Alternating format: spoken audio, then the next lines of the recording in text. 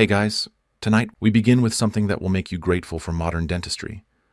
We're diving into the dark, painful, and surprisingly inventive world of medieval dental care, a time when barber surgeons wielded rusty pliers and tooth pulling in the town square could turn a simple toothache into a genuine life-or-death ordeal.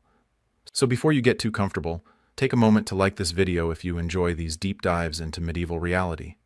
And let me know in the comments where you're listening from and what time it is. It's always fascinating to see our global community settling in for the night with these strange and eye-opening stories. Now dim the lights, maybe adjust your pillow, and let's ease into tonight's journey together. Congratulations, you've just woken up in the year 1347 with a throbbing molar. The pain shoots through your skull like a red-hot iron, and your jaw has swollen to the size of a small turnip. In the modern world, you'd pop an ibuprofen, maybe schedule a root canal, and be back to normal within a week. But this is medieval Europe, where dental care is less about healing and more about surviving whatever horrific procedure someone is about to perform on your face. Your options are limited and uniformly terrible. You could visit the local barber surgeon, a cheerful fellow who cuts hair in the morning and extracts teeth in the afternoon using the same unwashed tools. Or perhaps you'd prefer the traveling tooth drawer, a carnival performer who promises to remove your tooth so quickly you won't feel a thing. This is, of course, a lie. The third option is to do nothing and pray the pain goes away, which occasionally worked, but more often led to infections that turned your mouth into a pustulating nightmare and your life into a very short, very unpleasant experience. Medieval dental knowledge was a fascinating blend of practical observation, religious superstition, and complete nonsense. The prevailing theory, handed down from ancient Greek and Roman physicians, was that tooth decay was caused by tiny worms boring holes in your teeth. Not bacteria, not sugar, not poor hygiene, worms. Invisible, malicious worms that somehow chose to live in your mouth and gnaw away at your molars like tiny, dedicated carpenters. This theory was so widely accepted that treatments often focused on removing or killing these imaginary parasites, rather than addressing the actual causes of decay.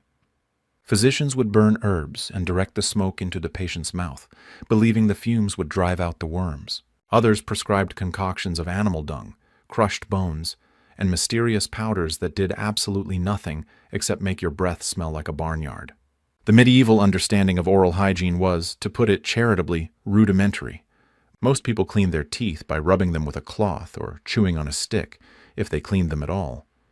Toothbrushes didn't exist. Toothpaste was a luxury made from crushed bones or herbs, and dental floss was centuries away from invention. The wealthy might own a toothpick made from silver or bone, an object so precious it was often passed down through generations like a family heirloom. But for the average peasant, dental care meant hoping for the best and preparing for the worst. And the worst in medieval times was always lurking just one infected tooth away. Let's paint a picture of daily oral hygiene in medieval Europe, or rather, the complete absence of it. Most people never brushed their teeth in the way we understand it today. The closest they came was rubbing their teeth with a rough cloth, occasionally dipped in salt if they could afford it, or wine if they were feeling fancy. The wealthy might chew on aromatic herbs like mint or fennel to freshen their breath, but this was more about masking odors than preventing decay. Children learned early that teeth were temporary fixtures in your mouth, not permanent investments to be maintained. By the time most people reached their 20s, they had already lost several teeth to decay, and by middle age, a full set of teeth was about as common as a unicorn sighting. The medieval diet didn't do teeth any favors either. Sugar wasn't widely available, but medieval people found other ways to destroy their dental health. Bread was the cornerstone of every meal, but it wasn't the soft, refined flour bread we know today. Medieval bread was coarse, often containing bits of stone ground off the millstones used to process grain. Chewing this gritty bread wore down teeth like sandpaper, gradually grinding away the enamel until the sensitive inner layers were exposed. Fruits were eaten when available, but they were often preserved in honey, creating a sticky, sweet coating that clung to teeth and fed the bacteria responsible for decay. And then there was ale, the universal medieval beverage consumed by everyone from children to the elderly, because water was often unsafe to drink. Ale was brewed with varying degrees of skill and cleanliness, and while the alcohol killed some harmful bacteria, the residual sugars fed the ones that caused tooth decay. People drank ale for breakfast, lunch, dinner, and every meal in between, essentially bathing their teeth in a sugar solution throughout the day. The nobility had access to imported delicacies like dried fruits, which were essentially candy that stuck to teeth and provided a constant food source for decay-causing bacteria. Wine was considered healthier than ale, but it was acidic enough to erode tooth enamel over time, leaving teeth vulnerable to further damage. What's particularly fascinating about medieval dental problems is how they varied by social class. Peasants, despite their poor diet and lack of dental care, sometimes had better teeth than the nobility. Their bread might have been gritty, but it was also whole grain and relatively low in sugar. They couldn't afford imported sweets or preserved fruits, so their diet, while nutritionally poor, was less harmful to their teeth. The wealthy, on the other hand, had access to all the foods that destroy teeth. White bread made from refined flour, sweet wines, imported figs and dates, honey-preserved fruits, and elaborate desserts. The more money you had, the more likely you were to have rotten teeth. It was a peculiar form of reverse social status where a mouth full of black, decaying stumps marked you as a person of means. The tools available for medieval dental care were primitive in the extreme. A barber surgeon's dental kit might include a pair of pliers originally designed for pulling nails, a few crude knives for cutting gums, and perhaps a file for smoothing rough tooth edges. These instruments were made of iron or crude steel, and they were rarely cleaned between patients. The concept of sterilization didn't exist, so the same tools used to extract one person's infected tooth would be used on the next patient, spreading bacteria and disease from mouth to mouth. Some practitioners used specialized dental keys, curved instruments that could grip a tooth and provide leverage for extraction, but these were still brutally crude compared to modern dental tools. The wealthy could afford slightly better instruments made from precious metals, which were less likely to rust and slightly easier to clean, but the basic technique remained the same. Grab the tooth, pull hard, and hope for the best. Anesthesia, of course, didn't exist. The best pain relief available was alcohol, which served the dual purpose of numbing the patient and sterilizing the instruments, though neither function was performed particularly well. Some practitioners offered herbal concoctions that supposedly reduced pain, but these were largely ineffective and sometimes dangerously toxic. The barber surgeon was the closest thing medieval Europe had to a dentist, and that should tell you everything you need to know about the state of medieval dental care. These men, and they were almost exclusively men, learned their trade through apprenticeship rather than formal education. They combined haircutting, beard trimming, minor surgery, tooth extraction, and bloodletting into a single profession, because apparently medieval people believed that anyone who could handle a sharp blade near your head was qualified to perform all manner of medical procedures. The barber surgeon's shop was identified by the iconic barber pole, red and white stripes that originally represented blood and bandages, a cheerful reminder of the violent procedures performed within. These establishments were part salon, part medical clinic, part torture chamber. You might come in for a haircut and leave with several fewer teeth, not necessarily by choice. Barber surgeons learned tooth extraction through trial and error, practicing on whoever was willing to pay for the service or desperate enough to need it. There were no dental schools, no standardized procedures, no certification processes. A barber surgeon's skill depended entirely on how many teeth he'd pulled and how many patients had survived the experience.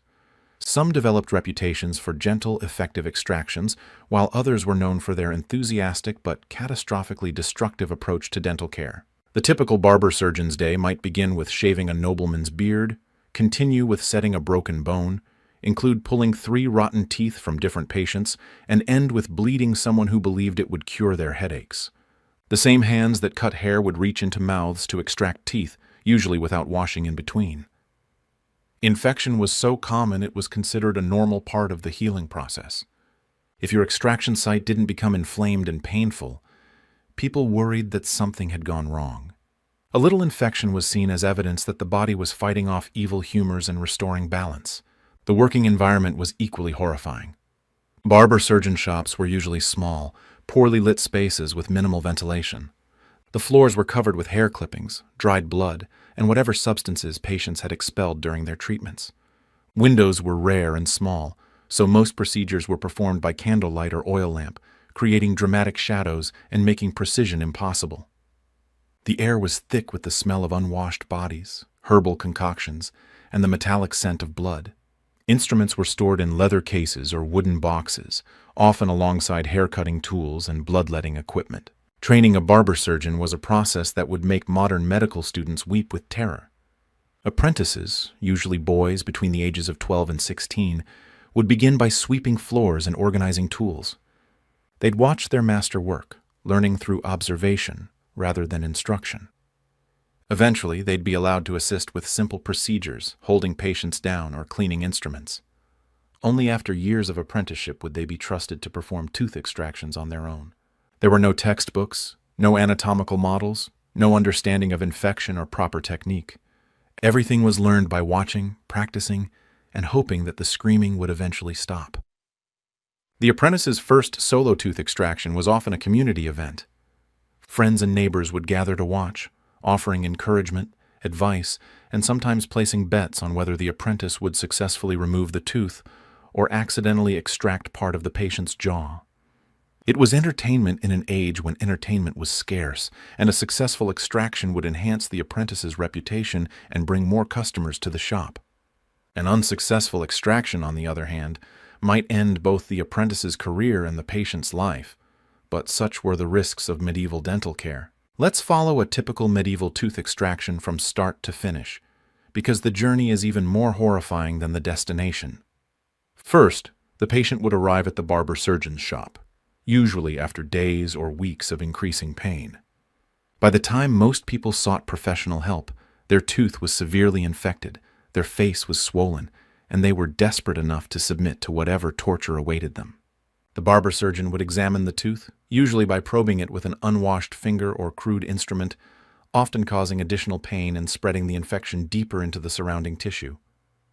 Payment was discussed up front because medieval barber surgeons had learned from experience that patients who survived the procedure were sometimes reluctant to pay afterward. The fee might be paid in coins, goods, or services depending on the patient's circumstances. A peasant might offer a chicken or a sack of grain, while a merchant might pay in silver. The wealthy paid in gold and expected better treatment, though better was a relative term when the basic procedure remained the same regardless of the fee. Once payment was arranged, the patient would be seated on a wooden stool or bench, often in full view of other customers and curious onlookers. Privacy wasn't a concern in medieval medicine, and most people considered a tooth extraction to be a form of public entertainment. The barber surgeon would lay out his instruments with great ceremony, partly to impress the audience and partly to build suspense. The display typically included several pairs of pliers of different sizes, a few knives for cutting gums, and perhaps a small hammer for breaking particularly stubborn teeth into removable pieces. The patient would be given a leather strap to bite down on, ostensibly to prevent them from biting their tongue, but primarily to muffle their screams. Some barber surgeons offered a cup of ale or wine to steady the nerves, but this was more likely to thin the blood and increase bleeding than provide any real pain relief. The patient's head would be braced against the barber surgeon's hip or held steady by an assistant because precision was crucial when you only had one chance to grab and pull the tooth before the patient passed out from pain. The actual extraction began with the barber surgeon gripping the tooth with his chosen instrument. Medieval pliers weren't designed for dental work, so getting a secure grip on a slippery, blood-coated tooth required considerable skill and strength. If the tooth was severely decayed, it might crumble under pressure, leaving fragments embedded in the gum that would have to be dug out with a knife. If the tooth was firmly rooted, the barber surgeon would need to rock it back and forth, gradually loosening it from the surrounding bone while the patient writhed in agony. The pulling itself was a matter of brute force and leverage. The barber surgeon would grip the tooth as firmly as possible and pull straight up, hoping to extract the entire tooth, including the roots. More often, the tooth would break, leaving infected root fragments that would continue to cause pain and infection. Sometimes the pulling was so violent that it fractured the patient's jaw or extracted neighboring teeth along with the target. These were considered acceptable casualties in the pursuit of pain relief, and patients were expected to be grateful for any reduction in their suffering. Bleeding was profuse and expected. Medieval people believed that bleeding helped purge evil humors from the body, so a gushing extraction site was seen as therapeutic rather than alarming. The barber surgeon might pack the wound with cloth soaked in wine or herbal preparations, but there was no understanding of how to properly control bleeding or prevent infection.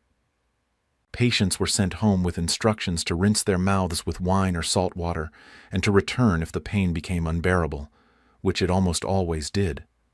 The aftermath of a medieval tooth extraction was often worse than the original toothache. Without proper pain relief, patients would suffer through days or weeks of throbbing agony while the extraction site slowly healed, or more commonly became infected. Dry socket, a condition where the blood clot is dislodged and the underlying bone is exposed to air, was a common and excruciating complication. Infection could spread from the extraction site to other parts of the mouth, face, or even into the bloodstream, causing sepsis and death. Many patients developed lockjaw, a condition where the jaw muscles spasm and prevent normal opening and closing of the mouth. This made eating nearly impossible and often led to malnutrition and death. Others suffered permanent nerve damage that left parts of their face numb or caused chronic pain that lasted for years. Some extraction sites never healed properly, leaving open wounds that continuously drained pus and provided a constant source of infection. Medieval tooth extraction was a lottery where the house always won. The best possible outcome was temporary pain relief, followed by weeks of agony and a permanent gap in your mouth. The worst outcome was infection, sepsis, and death. Most patients fell somewhere in between, trading their original toothache for a collection of new and equally unpleasant problems. Yet people continued to seek out barber surgeons because the alternative, living with severe dental pain, was often worse than the cure. Medieval attempts at pain relief during dental procedures were creative, if largely ineffective. Alcohol was the most common anesthetic, administered in generous quantities to both patient and practitioner. The theory was that enough ale or wine would numb the pain and make the patient more cooperative. In practice, alcohol thinned the blood, increased bleeding, and often made patients more combative rather than more compliant. A drunk patient was just as likely to swing at the barber surgeon as to sit still for the procedure. Herbal remedies were widely used but poorly understood. Practitioners might burn herbs like henbane or mandrake and direct the smoke into the patient's mouth, believing the vapors would numb the area. These plants do contain mild psychoactive compounds, but inhaling smoke from burning herbs was more likely to cause nausea and dizziness than genuine pain relief. Some herbs, like monkshood and hemlock, were dangerously toxic and could cause convulsions or death if used in large quantities. Opium was known in medieval Europe but was extremely expensive and difficult to obtain. Only the wealthiest patients could afford genuine opium preparations, and even then, the quality and potency were unreliable. Much of what was sold as opium was actually a mixture of other herbs with little to no analgesic effect. Patients might pay enormous sums for what they believed was powerful pain relief, only to discover that their expensive remedy was no more effective than drinking wine. Physical restraint was considered a form of pain management. The logic was that if the patient couldn't move, they couldn't increase their pain by struggling. Patients were often tied to chairs or held down by multiple assistants during tooth extractions. This approach treated the symptoms of pain, the struggling and screaming, rather than the pain itself. Barber surgeons became skilled at reading the signs of impending unconsciousness and would time their extractions to coincide with the moment when the patient was about to pass out from agony. Religious intervention was another common approach to pain management.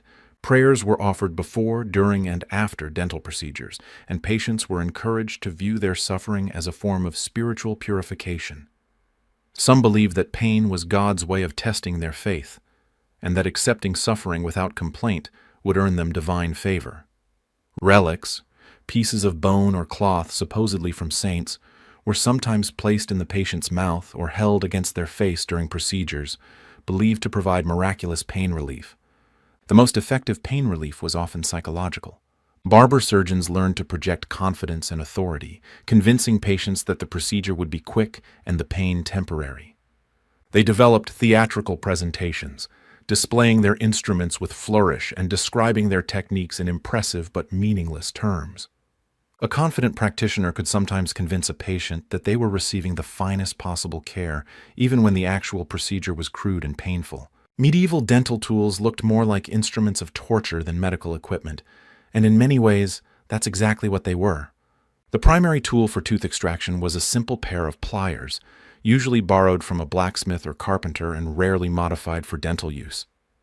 These pliers were made of crude iron or steel, with rough surfaces that could damage teeth and gums even when used carefully. The jaws of the pliers were often too large or too small for human teeth, requiring the practitioner to improvise grip techniques that were more destructive than effective. Dental keys were specialized instruments that resembled large, curved keys, hence the name. These tools had a claw-like end that could hook around a tooth and a handle that provided leverage for pulling. In theory, dental keys were more precise than pliers, but in practice they often shattered teeth or extracted multiple teeth at once. The claw could slip off the target tooth and grab neighboring teeth, leading to accidental extractions. Some dental keys were so large and unwieldy that using them required the strength of two men, one to hold the patient and another to operate the instrument. Knives were essential tools for cutting gums and removing tooth fragments. Medieval dental knives were typically small, sharp blades attached to wooden or bone handles. These instruments were used to cut through gum tissue, expose tooth roots, and dig out broken tooth fragments. The knives were rarely sharp enough to make clean cuts, so gum surgery often involved more tearing than cutting, creating ragged wounds that healed poorly and scarred badly. Files and rasps were used to smooth rough tooth edges after extractions or to modify the shape of remaining teeth. These tools were borrowed from woodworking or metalworking and were designed to remove material quickly rather than precisely. Using a metal file on tooth enamel was extremely painful and often caused more damage than it prevented. The filing process could take hours and was usually performed without any form of pain relief. Cauterizing irons were heated metal rods used to seal bleeding vessels and destroy infected tissue. The technique involved heating an iron rod in a fire until it glowed red hot, then pressing it against the extraction site or infected gum. The intense heat would sear the tissue, stopping bleeding but also destroying healthy cells and causing additional pain. Cauterization often left permanent scars and could damage underlying bone structure. Some practitioners used primitive drills to remove decayed portions of teeth. These drills were essentially sharp-pointed rods that were rotated by hand to bore holes in tooth enamel. The process was slow, painful, and often ineffective, as the drill bits would become dull quickly and had to be resharpened frequently. Drilling a tooth could take several hours and often weakened the tooth structure so much that it would break apart anyway. Hammers and chisels were employed for breaking apart teeth that couldn't be extracted whole. The chisel would be placed against the tooth and struck with a hammer, hopefully breaking the tooth into smaller pieces that could be removed individually.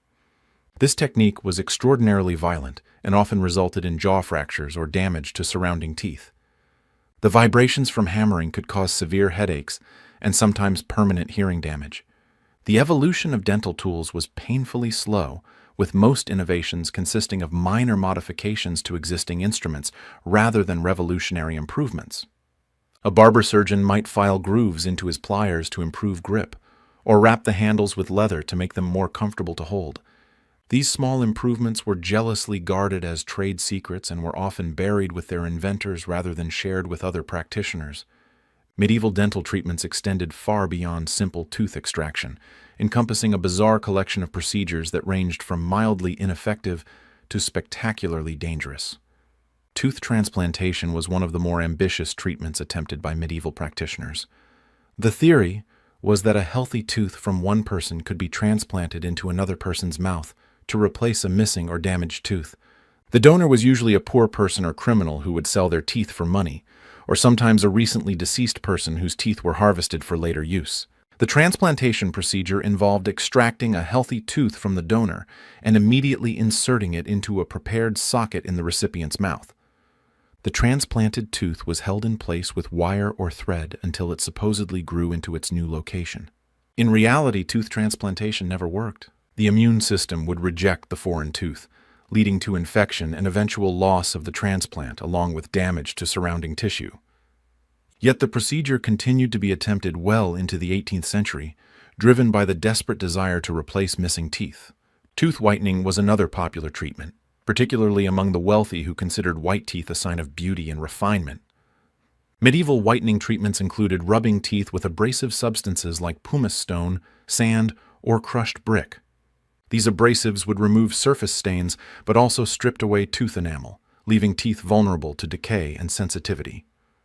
Some practitioners used acid solutions made from vinegar or wine to dissolve stains, but these acids also dissolved healthy tooth structure. Gold tooth replacement was attempted for wealthy patients who could afford the precious metal. The procedure involved extracting the damaged tooth and replacing it with a gold crown or cap. The gold was hammered into shape and fitted over the remaining tooth structure or attached to neighboring teeth with wire. While gold was resistant to decay, the attachment methods were primitive and the crowns frequently fell out. The contrast between gold teeth and natural teeth was so dramatic that many people preferred to live with gaps rather than display obvious dental work. Tooth straightening was occasionally attempted using crude orthodontic techniques. Crooked teeth were considered unsightly, and various methods were used to move them into better alignment. Pressure was applied using wooden wedges, metal wires, or bandages wrapped around the teeth. These treatments were extremely painful and often resulted in tooth loss rather than improved alignment. The forces applied were usually too strong and poorly directed, causing more damage than correction. Gum surgery was performed to treat various infections and diseases that affected the soft tissues of the mouth. Practitioners would cut away infected gum tissue using crude knives, often removing healthy tissue along with diseased areas. The wounds were left to heal naturally, without sutures or proper dressings. Many patients developed severe infections following gum surgery, and some died from sepsis when the infection spread to other parts of the body. Jaw surgery was attempted for fractures and dislocations, though the techniques were primitive and often made the problem worse. Broken jaws were set using wooden splints tied in place with rope or wire. Dislocated jaws were manipulated back into position using brute force, sometimes causing additional damage to the joint. Many patients were left with permanent deformities or inability to open their mouths normally after jaw surgery. Dental prosthetics were created for wealthy patients who wanted to replace missing teeth for cosmetic reasons.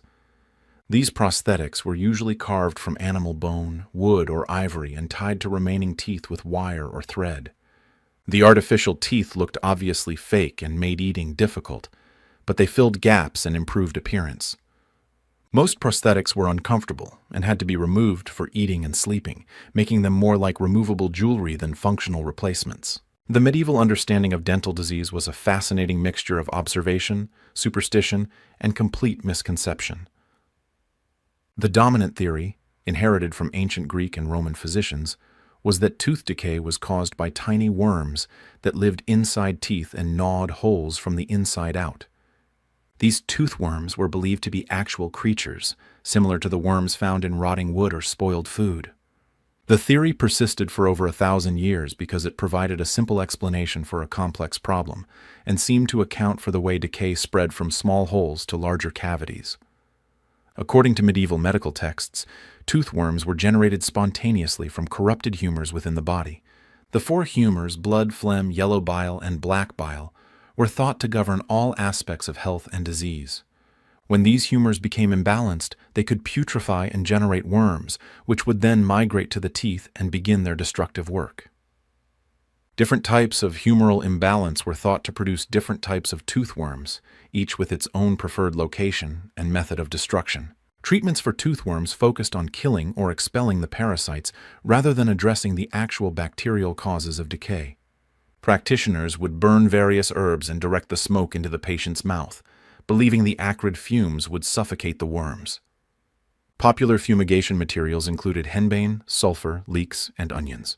The smoke treatments were performed in closed rooms to maximize concentration, often causing patients to choke and gag, while supposedly driving out the invisible parasites.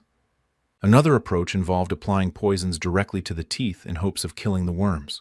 Mercury, arsenic, and various plant toxins were mixed into pastes and rubbed onto decayed teeth. These treatments were often more dangerous than the original decay, causing mercury poisoning, tissue necrosis, and sometimes death. The fact that patients sometimes felt temporary pain relief after these treatments was interpreted as evidence that the worms had been successfully killed, when in reality the poisons had simply damaged the nerves. Heat treatments were also popular for eliminating tooth worms.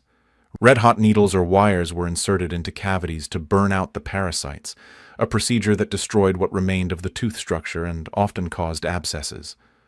Some practitioners would place burning coals near the mouth or use heated stones pressed against the face, believing the warmth would make the living environment unbearable for the worms and force them to abandon their tooth homes.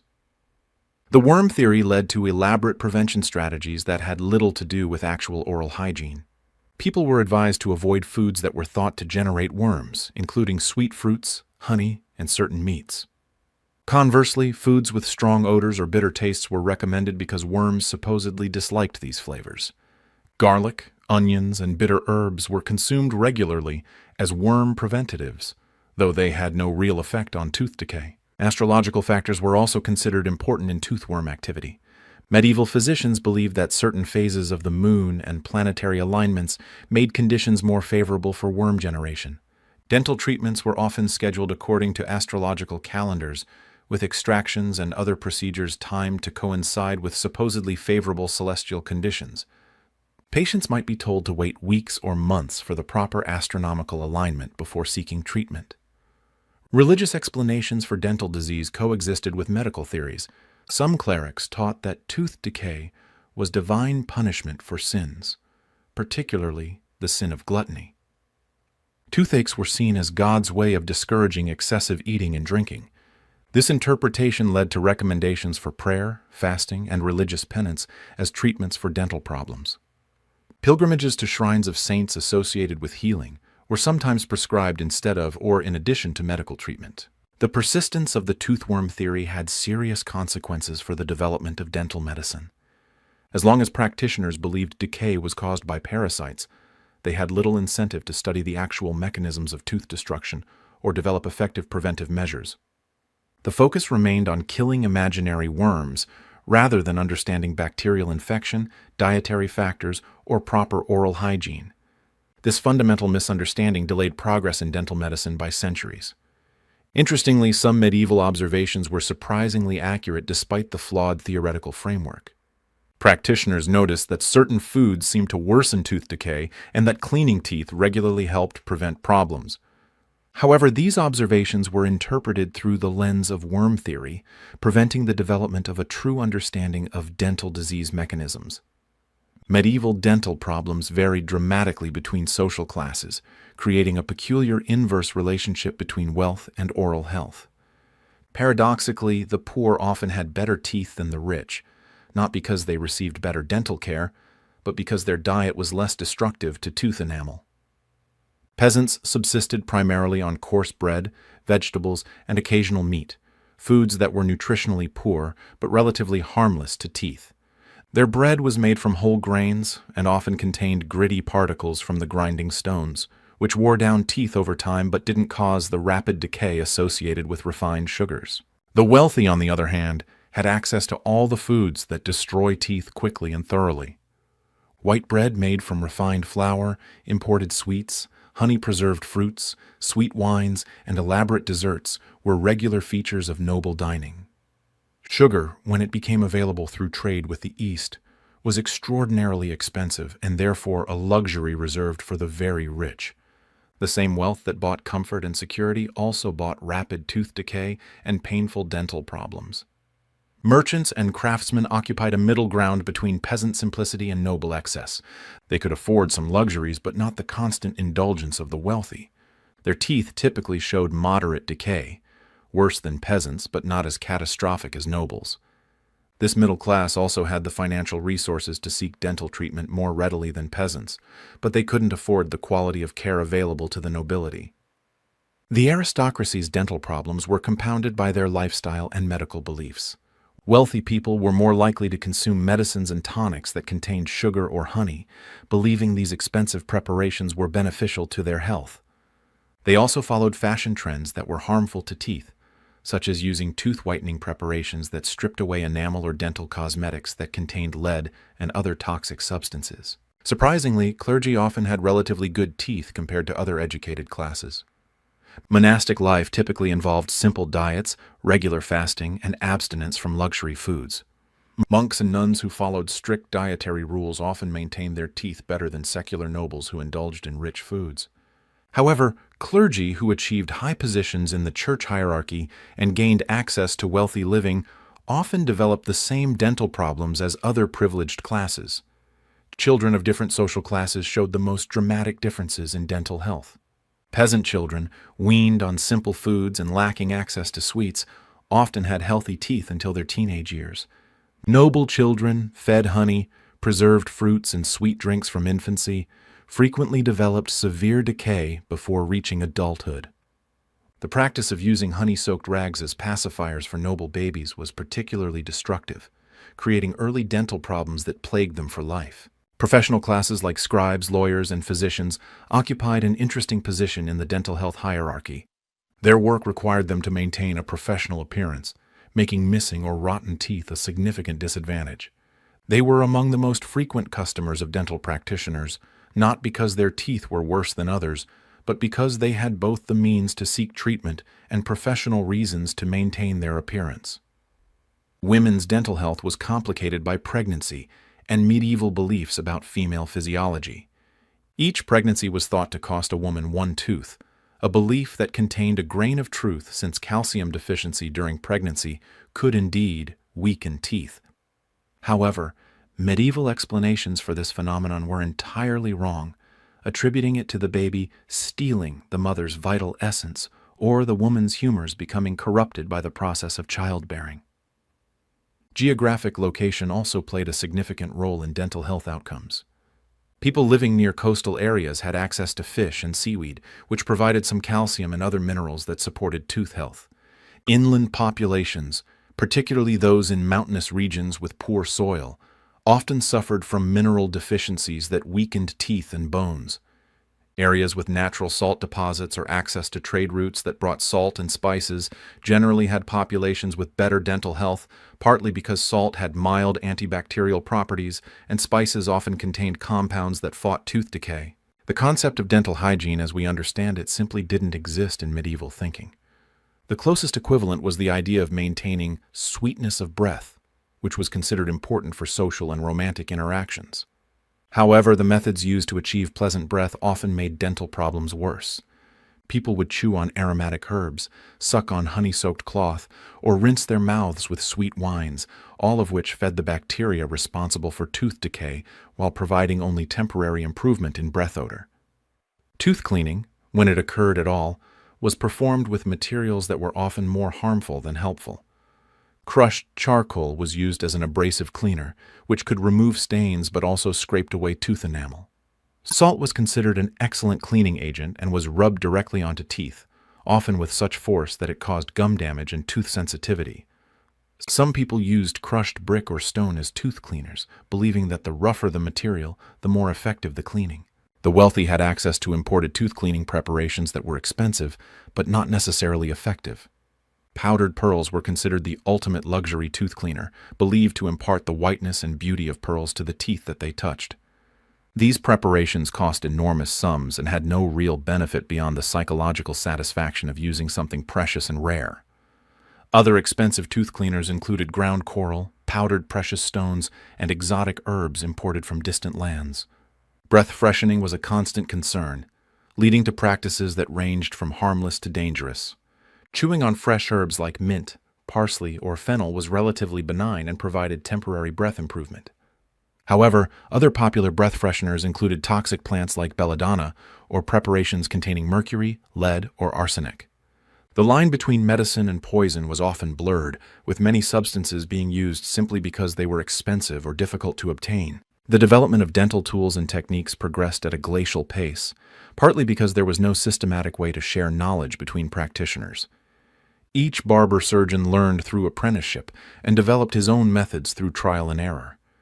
Innovations were rarely documented or shared, dying with their inventors rather than being passed on to future generations. This meant that the same mistakes were repeated countless times, and effective techniques might be discovered and lost repeatedly.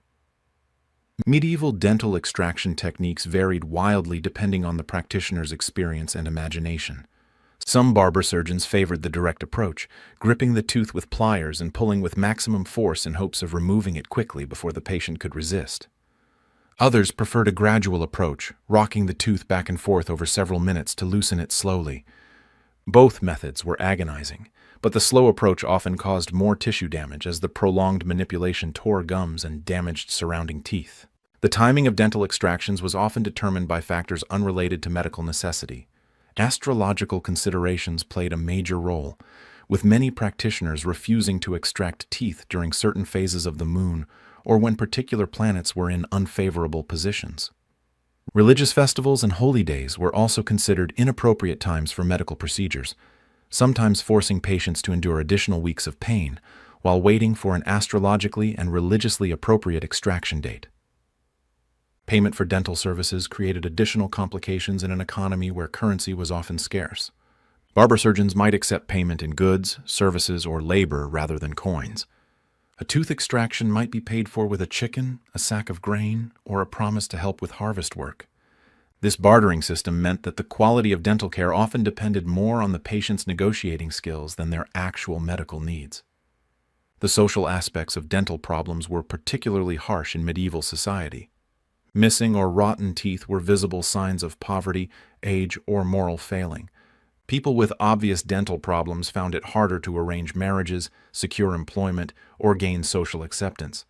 This created pressure to seek treatment even when the available procedures were likely to make the situation worse.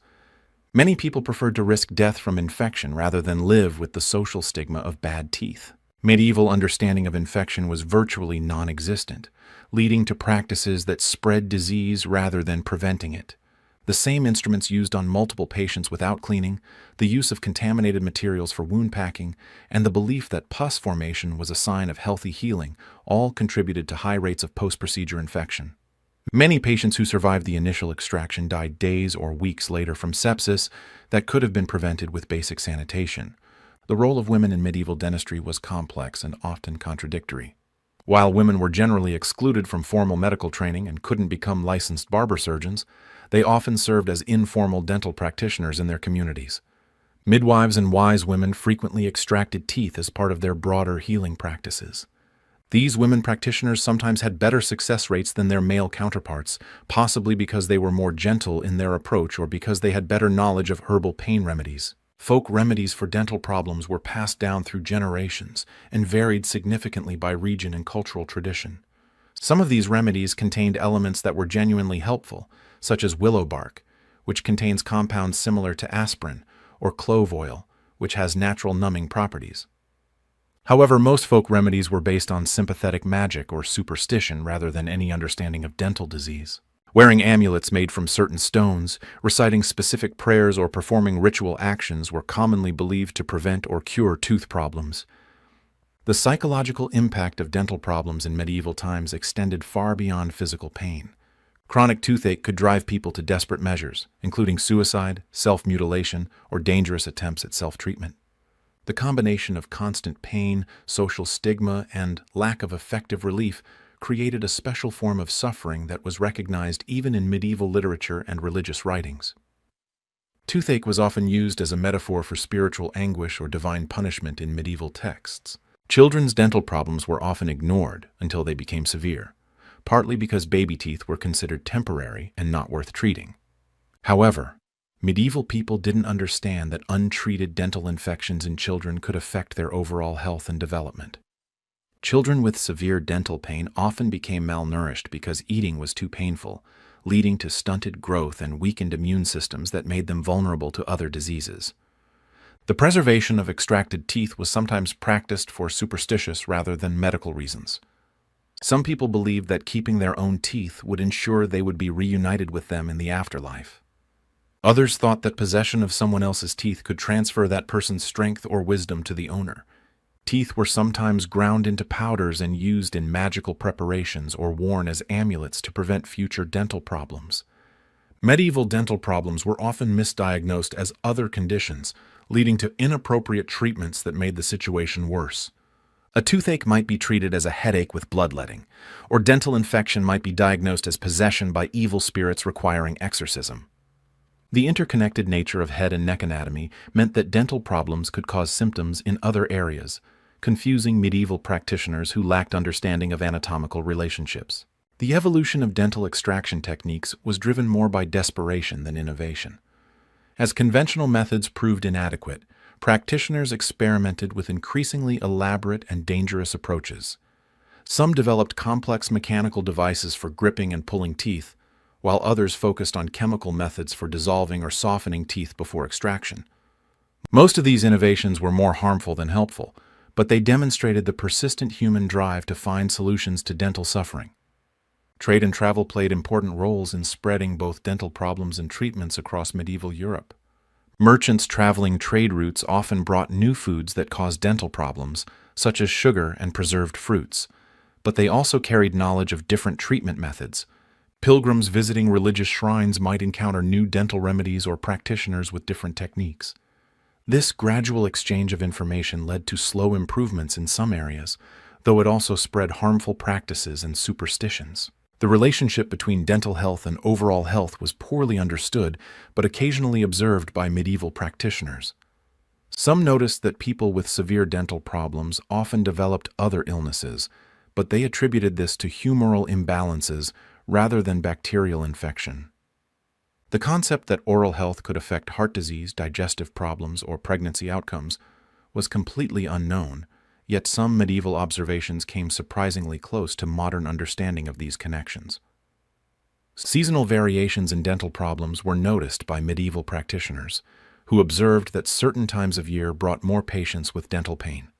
Winter months often saw increases in dental problems, partly because people consumed more preserved foods with higher sugar content, and partly because cold weather made existing dental problems more painful.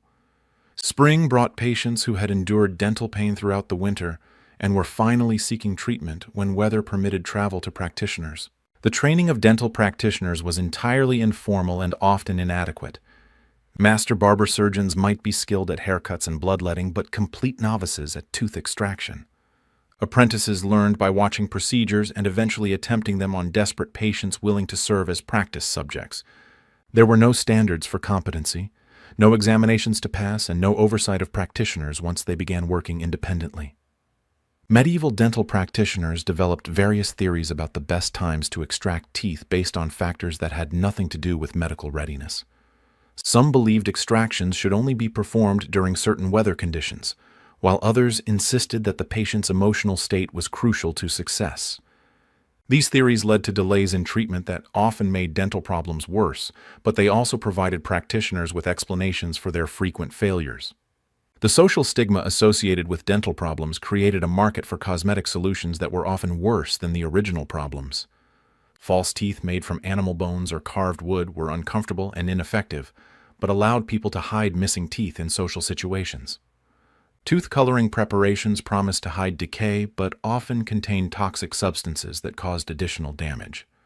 The desire to maintain appearance often trumped medical wisdom in dental treatment decisions. Medieval understanding of tooth development and replacement was extremely limited.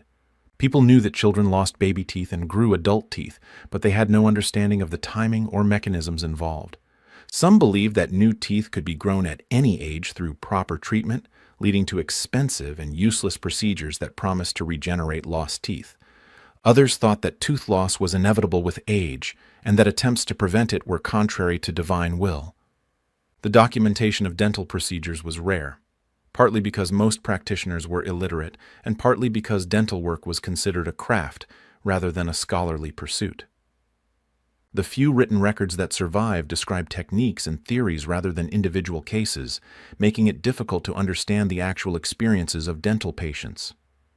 Most of what we know about medieval dentistry comes from archaeological evidence, artistic depictions, and occasional mentions in literature or legal documents. Regional variations in dental practices reflected local cultural beliefs and available materials. Mediterranean communities had access to different herbs and minerals than northern European populations, leading to different treatment approaches.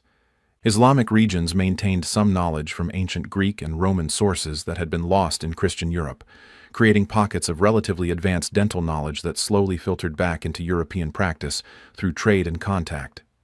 The economic impact of dental problems in medieval society was substantial but difficult to quantify.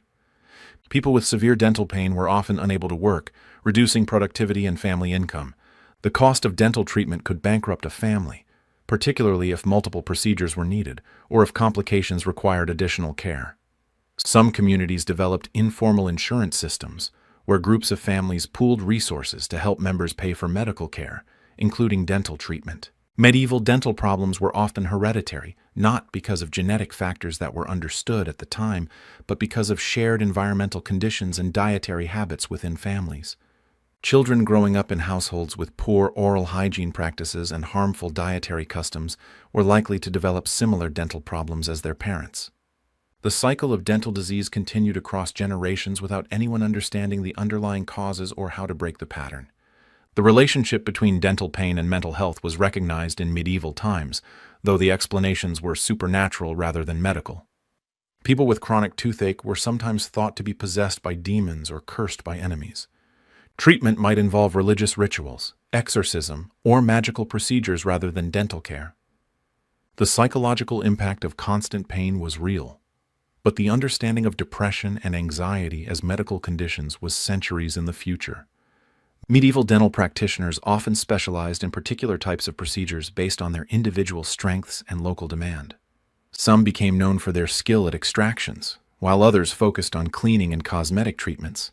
A few developed reputations for pain management or infection treatment. This informal specialization led to improvements in specific areas, but also meant that comprehensive dental care was virtually impossible to obtain from a single practitioner. The tools and techniques of medieval dentistry influenced other medical practices, and vice versa. Instruments developed for tooth extraction were sometimes adapted for other surgical procedures, while tools designed for general surgery were modified for dental use. The crude understanding of anatomy gained through dental practice contributed to broader medical knowledge, though progress was slow and often accompanied by significant patient suffering. Travel in search of dental treatment was common among those who could afford it, leading to a network of practitioners with regional or international reputations.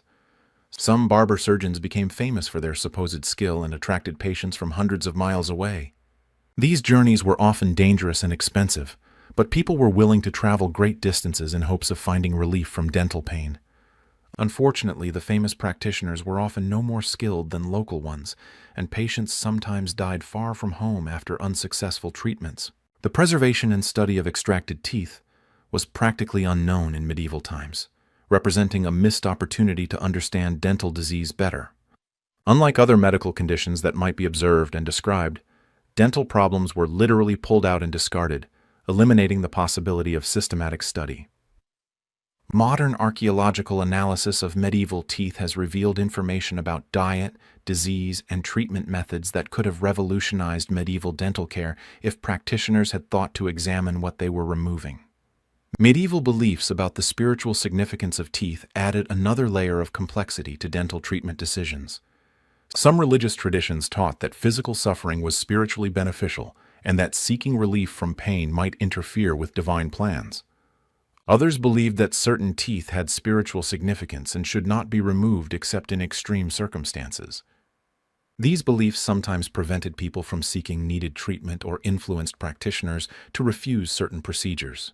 The development of dental anesthesia was hampered by medieval understanding of consciousness and pain. Many practitioners believed that pain was necessary for proper healing, and that eliminating it completely would prevent the body from responding appropriately to treatment. Others thought that unconsciousness during medical procedures was dangerous or unnatural. These beliefs, combined with the lack of effective anesthetic agents, meant that pain relief remained primitive even when better options might have been possible. Medieval dental emergencies were handled with whatever resources were immediately available, often resulting in desperate improvisation that made problems worse. A tooth broken in an accident might be extracted with kitchen knives or woodworking tools if a trained practitioner wasn't available. Emergency extractions performed by untrained individuals often caused severe complications, but people in extreme pain were willing to accept enormous risks for any chance of relief. The social dynamics of dental treatment reflected broader medieval attitudes toward class, gender, and authority. Practitioners might refuse to treat certain classes of people or demand different types of payment based on social status. Women practitioners faced additional challenges in gaining acceptance and were often accused of witchcraft if their treatments were unusually successful or if they failed spectacularly. The intersection of medical practice and social hierarchy created barriers to dental care that affected treatment outcomes. Medieval dental problems often became family affairs, with multiple generations suffering from similar conditions and sharing the burden of care and treatment costs. Elderly family members might serve as informal practitioners, passing on their knowledge of pain management and home remedies. children learned early to expect dental problems and to prepare for the suffering that lay ahead.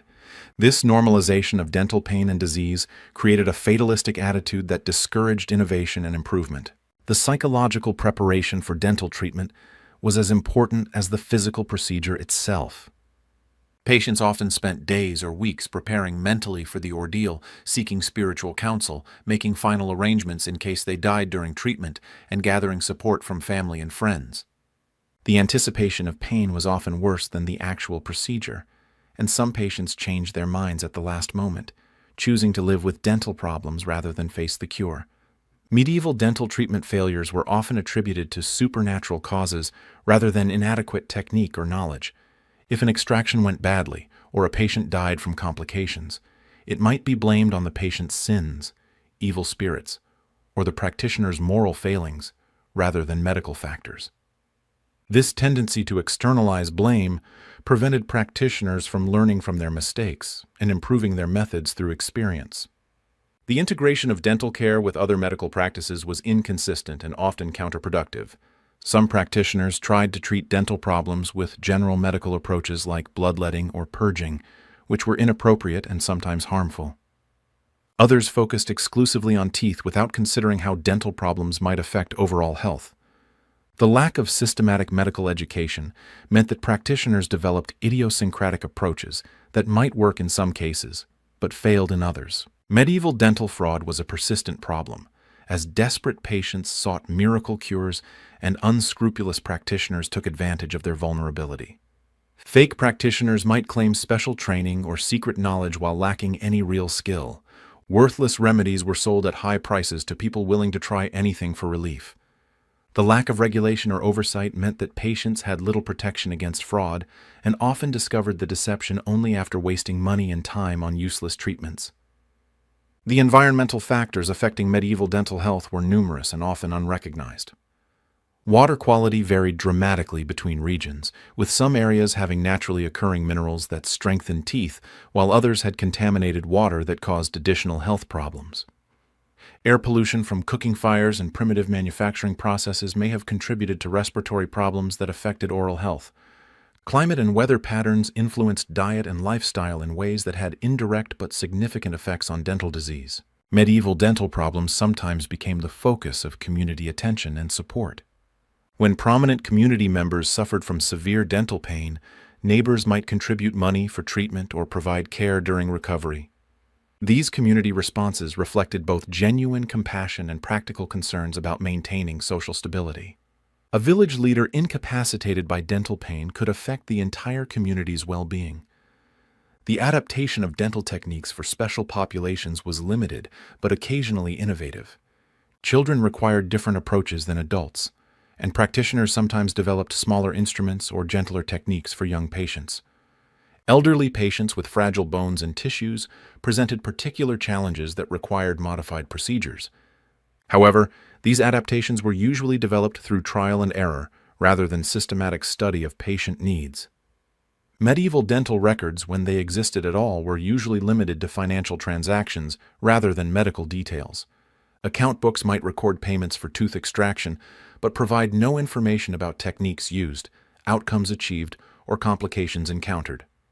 This lack of systematic record-keeping prevented the accumulation of knowledge that could have improved future treatments and made it difficult for practitioners to track their own success rates.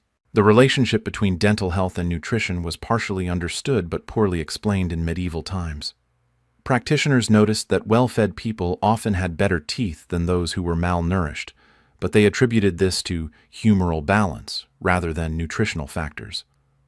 The importance of specific nutrients for tooth development and maintenance was unknown, leading to dietary recommendations that were sometimes helpful by accident but often harmful.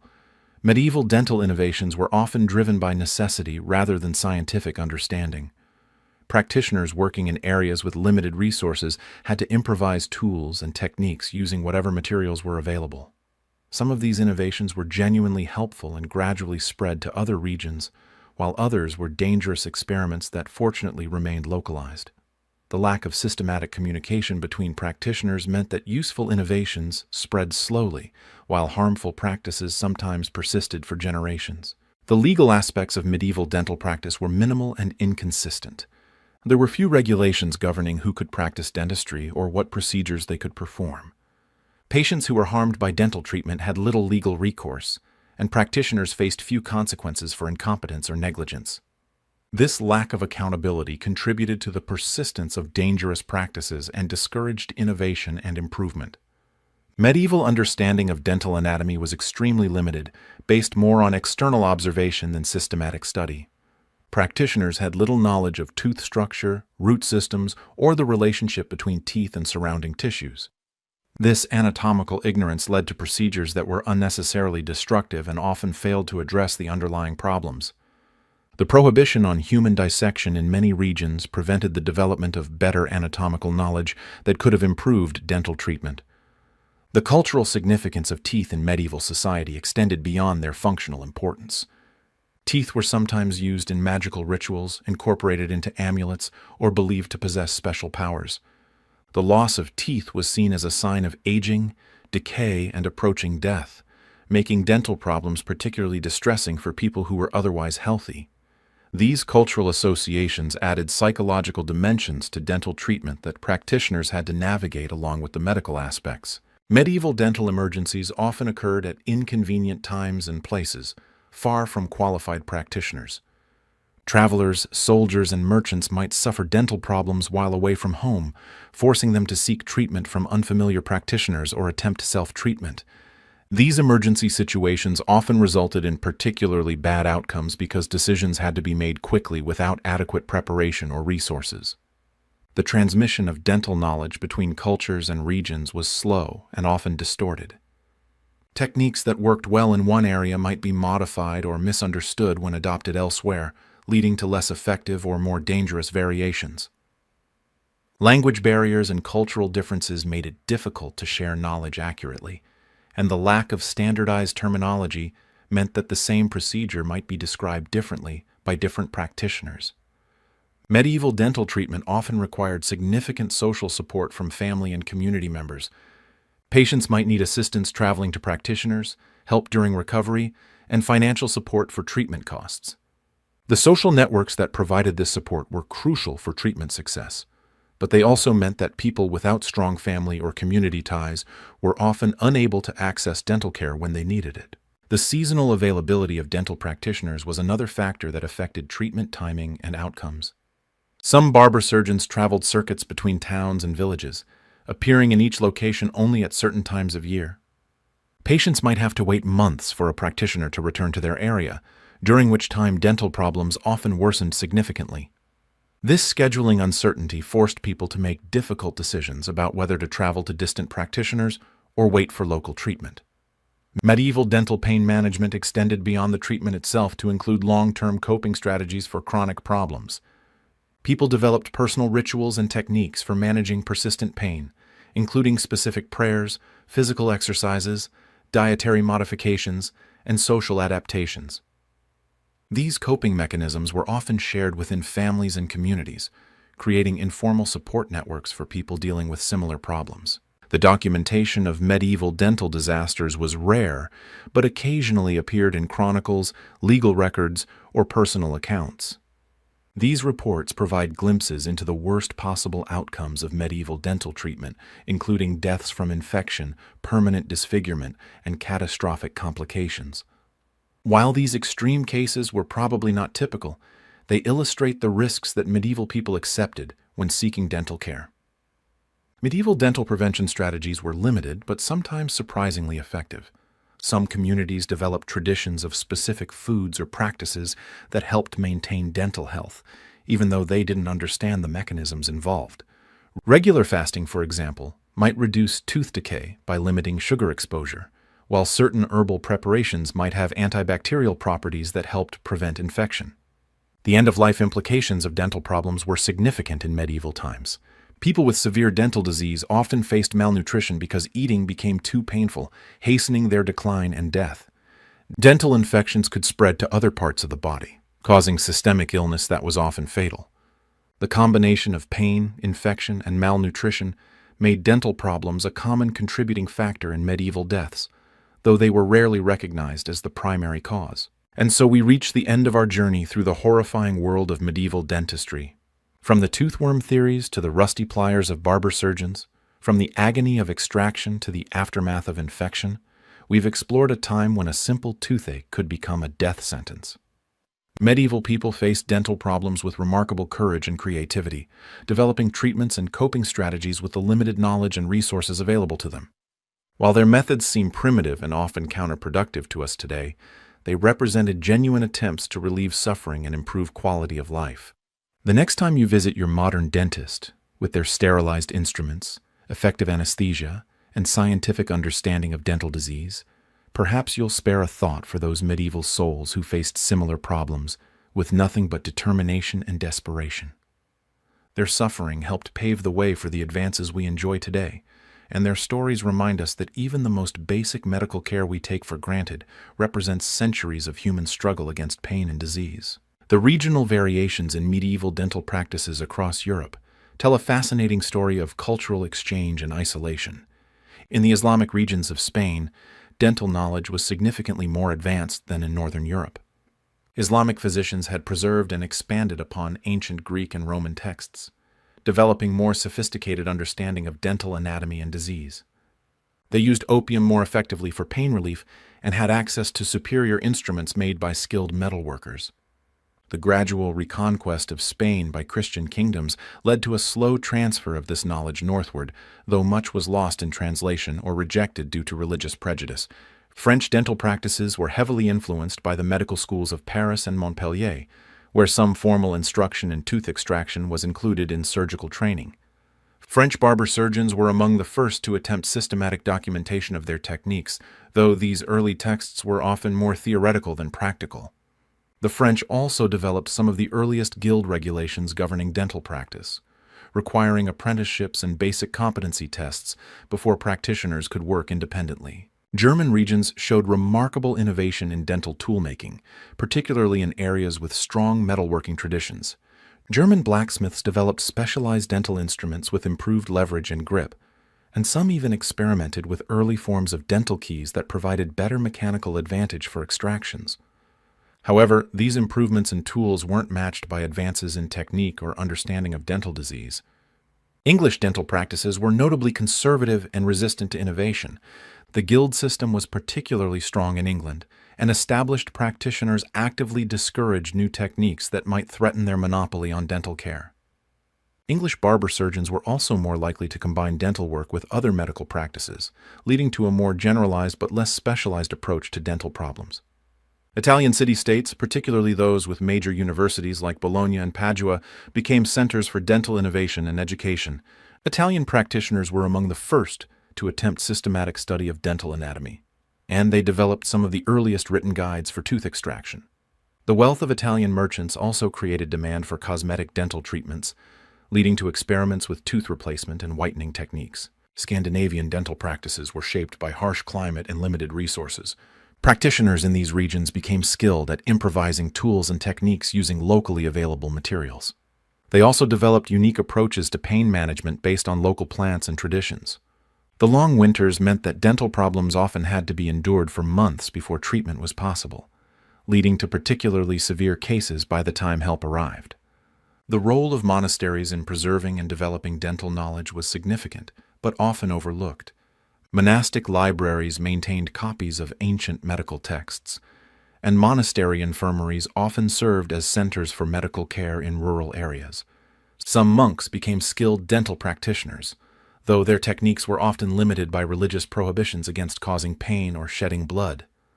Monastic medicine emphasized prayer and herbal remedies over surgical intervention. The interaction between Christian and Islamic medical traditions created unique hybrid practices in border regions. Spanish Christian kingdoms gradually adopted Islamic dental techniques, while Islamic practitioners in Christian-conquered territories sometimes modified their methods to conform to Christian beliefs. This cultural mixing led to some of the most advanced dental practices in medieval Europe, though the knowledge often remained localized. The impact of the Crusades on dental knowledge was complex and contradictory. Crusaders returning from the Holy Land brought back new medical knowledge and techniques learned from Islamic and Byzantine practitioners. However, they also spread diseases and created demand for battlefield medicine that emphasized speed over precision. The military context of much Crusade-era dentistry led to particularly brutal techniques designed for quick treatment of large numbers of wounded soldiers. Jewish communities maintained their own dental traditions that were often more advanced than Christian practices. Jewish physicians had access to Hebrew translations of Arabic medical texts and were less constrained by Christian religious prohibitions. However, they also faced persecution and restrictions that limited their ability to practice openly or share their knowledge with the broader population. Some of the most skilled dental practitioners in medieval Europe were Jewish physicians working in secret or under special protection from wealthy patrons. The development of dental treatments throughout the medieval period shows a gradual but uneven progression from the early medieval period, roughly 500 to 1000 CE, to the late medieval period, 1300 to 1500 CE. In the earlier centuries, dental care was almost entirely in the hands of folk healers and general practitioners with minimal formal training.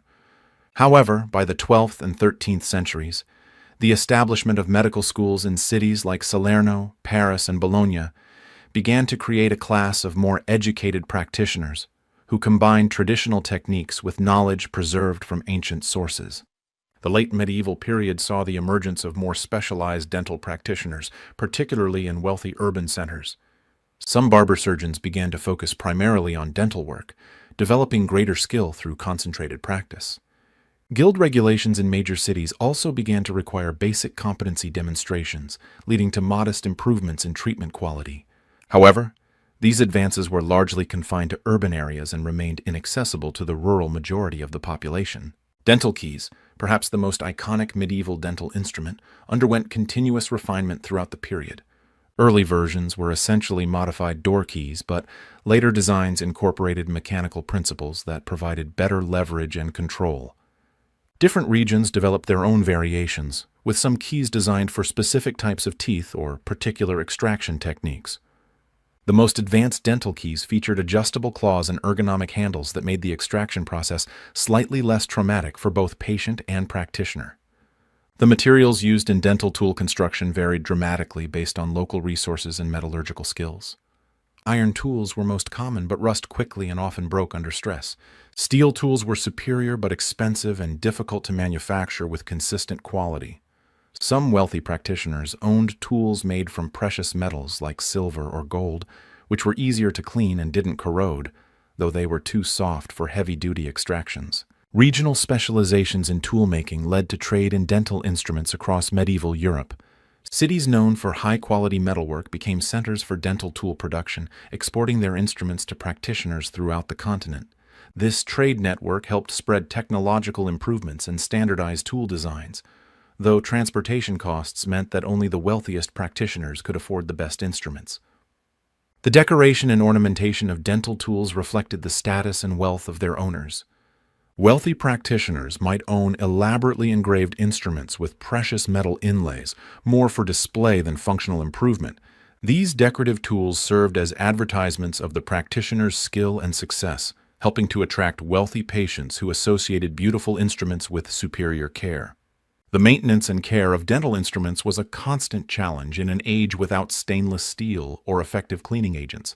Tools had to be regularly sharpened, oiled to prevent rust, and stored carefully to prevent damage. Many practitioners developed their own recipes for cleaning solutions and rust preventatives, often guarding these formulas as trade secrets. The quality of tool maintenance often determined the difference between successful and failed extractions. The social hierarchy within dental practice extended to the tools themselves. Master practitioners owned the largest and most impressive instruments, while apprentices worked with smaller, simpler tools. The right to use certain types of instruments was sometimes restricted by guild regulations, with advanced tools reserved for senior members. This hierarchy helped maintain the authority structure within the profession, but also limited innovation and knowledge sharing.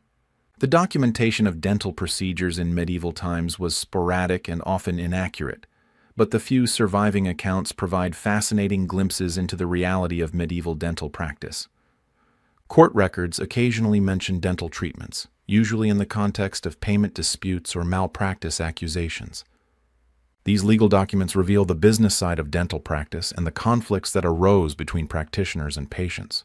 Chronicle accounts of notable dental treatments often focused on the suffering of prominent individuals rather than the technical details of procedures. When kings or nobles underwent dental treatment, the events were sometimes recorded by court chroniclers, though these accounts were often exaggerated or sanitized depending on whether the treatment was successful or disastrous. Personal letters and diaries, when they survive, provide the most intimate accounts of medieval dental experiences. These documents reveal the fear, pain, and desperation that characterized dental treatment from the patient's perspective. They also show how dental problems affected relationships, career prospects, and daily life in ways that formal medical texts never captured. The economic aspects of medieval dental practice were complex and varied greatly by region and social class. Pricing for dental services was often negotiated individually, with fees depending on the patient's ability to pay, the complexity of the procedure, and the reputation of the practitioner. Wealthy patients might pay several times more than poor ones for identical treatments, subsidizing care for those who couldn't afford full fees. Payment methods reflected the limited monetary economy of medieval times. Barter was common, with patients offering goods, services, or labor in exchange for dental care. A farmer might pay with grain or livestock, a craftsman with manufactured goods, and a laborer with promises of future work. These non-monetary payments created complex relationships between practitioners and patients that extended well beyond the medical encounter. Credit arrangements were sometimes necessary for expensive dental treatments, particularly those requiring multiple visits or complex procedures. Practitioners might accept partial payment up front with the balance due after harvest, when seasonal workers received their wages, or when other debts were collected. These credit relationships created additional risks for practitioners, who had little legal recourse if patients defaulted on their obligations. The insurance concept was unknown in medieval times, but some communities developed informal risk-sharing arrangements for medical expenses. Guild members might contribute to funds that helped pay for medical care when fellow members couldn't afford treatment. Some religious organizations provided charity care for dental problems, though this was often limited to emergency situations. The seasonal nature of agricultural economies affected the timing and affordability of dental treatment. Harvest time brought cash income that made dental care possible, while lean periods between harvests forced people to endure dental pain rather than seek expensive treatment.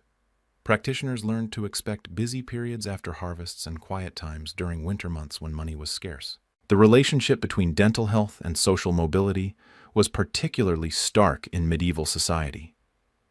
Visible dental problems could prevent advancement in careers that required public interaction, such as trade, law, or religious service. Young people with severe dental deformities found it difficult to arrange marriages, particularly within their own social class or above. The investment in dental treatment was often seen as an investment in future opportunities. The impact of dental problems on religious life was significant, as many religious positions required public speaking, singing, or ceremonial duties that were difficult with missing or painful teeth. Monks and priests with dental problems might be reassigned to duties that required less public interaction, effectively limiting their career advancement within religious hierarchies. Educational opportunities could also be limited by dental problems. Students at medieval universities were expected to participate in oral disputations and public speaking exercises that were difficult for those with severe dental issues. The social stigma of obvious dental problems could prevent talented individuals from pursuing educational opportunities that might have changed their life circumstances. The prevention of dental problems in medieval times was limited by the lack of understanding about disease causation, but some practices were surprisingly effective despite being based on incorrect theories. Regular fasting, practiced for religious reasons, inadvertently reduced sugar exposure and helped prevent tooth decay. The consumption of certain herbs for spiritual or medicinal purposes sometimes provided genuine dental benefits through their antibacterial properties. Dietary restrictions imposed by religious observances sometimes had positive effects on dental health. The prohibition of certain foods during Lent and other fasting periods reduced consumption of items that were harmful to teeth. However, the compensatory feasting that followed these restrictions often negated any benefits gained during the fasting periods. The role of supernatural beliefs in dental prevention led to a wide variety of practices that ranged from harmless to dangerous. Wearing specific amulets or charms was believed to protect against tooth problems, and while these had no medical value, they were at least harmless. Other preventive practices, such as consuming toxic substances believed to strengthen teeth, could cause serious health problems. Regional folk traditions developed unique approaches to dental prevention that reflected local environmental conditions and cultural beliefs. Coastal communities might emphasize foods from the sea that happened to be rich in minerals beneficial for teeth, while inland populations focused on herbal preparations that sometimes contained genuinely helpful compounds.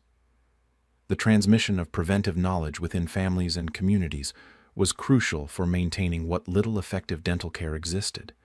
Mothers passed down techniques for managing children's teething problems, and elderly family members shared their hard-won knowledge about managing dental pain and preventing serious complications. The evolution of medieval dental understanding was painfully slow, hampered by religious restrictions on anatomical study, the lack of systematic documentation, and the general medieval tendency to accept traditional authority rather than empirical observation. However, some practitioners did make genuine discoveries through careful observation of their patients and procedures. The gradual accumulation of practical knowledge about what worked and what didn't slowly improved dental outcomes over the centuries, even without theoretical understanding of the underlying mechanisms. Practitioners learned through experience which herbs provided genuine pain relief, which extraction techniques were most likely to succeed, and which complications were most dangerous. The resistance to innovation in medieval dental practice was often driven by economic rather than intellectual factors. Established practitioners had invested years learning their techniques and building their reputations. New methods threatened their competitive advantage and might require expensive retraining or equipment purchases that they couldn't afford. The role of traveling practitioners in spreading dental knowledge was crucial, but often overlooked. Itinerant barber surgeons carried techniques and tools between regions, slowly disseminating innovations across medieval Europe. However, this knowledge transfer was often incomplete or distorted, leading to regional variations that sometimes made techniques less effective. The impact of warfare on dental practice was significant, as military campaigns created large numbers of patients with traumatic dental injuries that required immediate treatment. Battle surgeons developed rapid techniques for dealing with broken teeth and jaw injuries, though these emergency procedures were often crude and focused on immediate survival rather than long-term dental health. The relationship between dental problems and general health was occasionally observed by medieval practitioners, though they lacked the knowledge to understand the connections. Some noticed that patients with severe dental infections often developed other serious illnesses, but they attributed these connections to humoral imbalances rather than bacterial spread. The psychological impact of dental treatment extended far beyond the immediate procedure. Many patients developed lasting trauma from painful dental experiences, leading them to avoid future treatment even when desperately needed. This avoidance behavior often made dental problems worse and created a cycle of increasing pain and fear that was difficult to break. The social support systems that developed around dental treatment were crucial for patient survival and recovery. Family members and friends provided physical assistance during procedures, emotional support during recovery, and practical help with daily tasks when patients were incapacitated by dental pain or complications. The cultural meaning of dental pain varied between different medieval societies, with some viewing it as divine punishment, others as a test of character, and still others as simply an unfortunate fact of life. These cultural interpretations affected how people sought treatment, endured pain, and supported others who were suffering from dental problems. The legacy of medieval dental practice extended well beyond the medieval period itself. Many of the attitudes, techniques, and social structures that developed during this time persisted into the early modern period and influenced the development of professional dentistry. The slow progress of dental medicine during medieval times helps explain why dental care remained primitive, even as other medical fields began to advance more rapidly. The archaeological evidence for medieval dental problems provides a sobering reminder of the reality behind historical accounts. Skeletal remains from medieval cemeteries show extensive tooth loss, severe wear patterns, and evidence of painful infections that must have made daily life miserable for countless individuals. These physical remains tell stories that no written account could capture. The examination of medieval teeth has revealed information about diet, social status, and treatment methods that supplements and sometimes contradicts written historical sources. Wealthy individuals often show more severe tooth decay than poor ones, confirming that access to luxury foods was actually harmful to dental health. Evidence of crude dental work, including extraction attempts and primitive fillings, provides insight into the reality of medieval dental practice. The comparison between medieval and modern dental health reveals both how far we've come and how much suffering was endured by previous generations. While medieval people faced dental problems that would be easily treatable today, they also showed remarkable resilience and adaptation to chronic pain and disability that modern people might find difficult to imagine. The study of medieval dental practices provides valuable lessons for modern medicine about the importance of evidence-based treatment, proper training, and systematic documentation. The mistakes and suffering of medieval dental patients remind us that good intentions are not enough without proper knowledge and effective techniques. The persistence of some medieval dental beliefs and practices into modern times demonstrates how slowly medical knowledge advances and how difficult it can be to overcome established traditions. Some folk remedies that originated in medieval times continued to be used well into the 20th century, despite being ineffective or harmful. The medieval experience of dental pain and treatment helps us appreciate the remarkable advances in pain management, infection control, and surgical technique that characterize modern dentistry. What would have been a death sentence in medieval times can now be treated safely and effectively in a matter of hours. So as we conclude our journey through the dark corridors of medieval dental care, we're left with a profound appreciation for both human resilience and medical progress. The medieval patient who faced extraction with crude tools and no anesthesia showed a courage that modern patients rarely need to summon. The practitioners who did their best with inadequate knowledge and primitive equipment deserve recognition for their efforts, even when their results were disappointing or disastrous. The transformation from medieval barbarity to modern precision represents one of medicine's greatest triumphs, achieved through centuries of gradual accumulation of knowledge, technological advancement, and systematic improvement in training and technique. Every pain-free dental visit today stands as a monument to the countless individuals who suffered and died so that future generations might enjoy better care. Tonight, as you settle into sleep with all your teeth intact and the knowledge that effective dental care awaits you should you need it, perhaps you'll spare a thought for those medieval souls who faced dental demons with nothing but courage and desperation. Their screams have long since faded into silence, but their suffering helped light the path toward the dental miracles we now take for granted. Sleep well, and may your dreams be free from the terror of the toothworm and the agony of the medieval extraction chair.